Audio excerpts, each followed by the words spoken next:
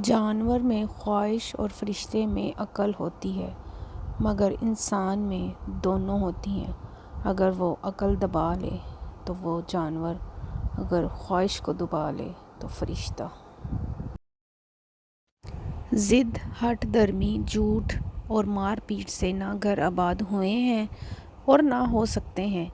محبتوں بھرا آشیانہ قائم رکھنے کے لیے اعتماد، خلوص اور خوش اخلاقی کی ضرورت ہوتی ہے۔ دنیا داروں پر اپنے دکھ مت ظاہر کرو کہ یہ وہاں چوٹ ضرور لگاتے ہیں جہاں پہلے سے زخم ہوتا ہے۔ کسی کو اذیت بھرے رات دن سے نواز کر آپ کو کیا لگتا ہے کہ آپ ساری زندگی یوں ہی ہنستے مسکراتے خوش ہی رہیں گے؟ سنہری بات، اپنے ہاتھ سے کی ہوئی نیکی اور دوسرے سے سرزد ہونے والا گناہ کا تذکرہ کسی سے نہ کرو، یہ تمہارے کردار کا امتحان ہے۔